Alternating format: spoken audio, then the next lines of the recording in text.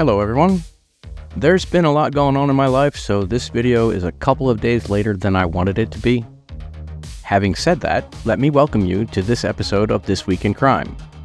There have been some big developments in at least a couple of high-profile cases. One of them a pretty long-running case.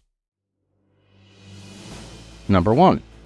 On July 31st, 2023, Lori Vallow was sentenced to life in prison without parole for ending the lives of her two youngest children, Ty Lee and JJ, in 2019, bizarrely believing them to be zombies, according to some reports, and also helping her husband, Chad Daybell, murder his previous wife, Tammy.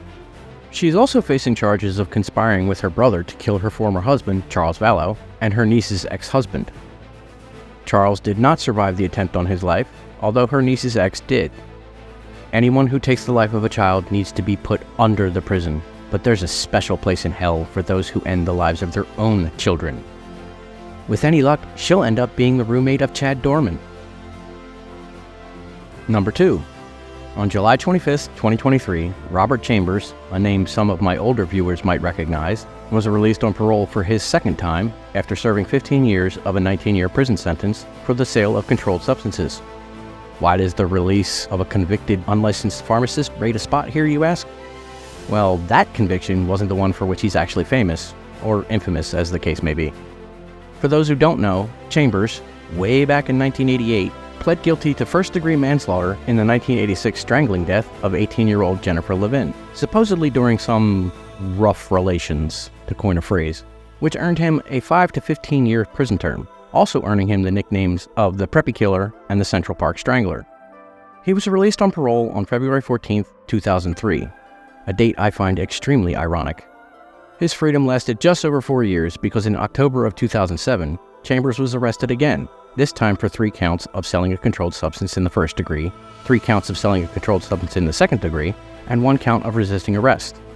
In August of 2008, Chambers pled guilty to criminal sale of controlled substances and second-degree assault, garnering a sentence of 19 years in prison. I'm not, however, taking bets on how long this parole will last, because he just can't seem to keep himself out of trouble. Number 3. Last but definitely not least, and this is a case that really deserves its own video, which will eventually happen.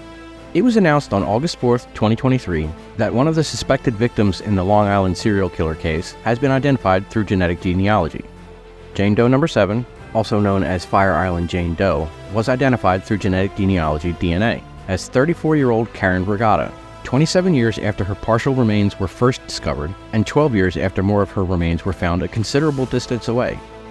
Very recently in this case, however, Rex Heuermann, a 59-year-old Manhattan architect, has been arrested and charged with ending the lives of 3 of the 4 women whose remains were found on Gilgo Beach in December of 2010, Melissa Bartholomew, Amberlynn Costello, and Megan Waterman, and he is the prime suspect in the murder of Maureen Brainerd Barnes, the 4th set of remains belonging to the so-called Gilgo 4. Although some investigators in the past believe all of the remains found thus far, which could number as many as 19, could be victims of the same killer, other, more recent investigators now think at least 2 or more separate killers were using the area as a dumping ground. It's not yet been announced if Heuermann is thought to be a suspect in Karen Vergata's death. That's all for this video. Before you leave, don't forget to like, comment, share, subscribe, follow, all that good stuff. It really helps the channel out. Speaking of help, if you'd like to help support the channel, you can click on the link tree in my TikTok bio or in the video description if you see this on YouTube. Anyway, I'll see you in the next one, so until then, stay safe out there.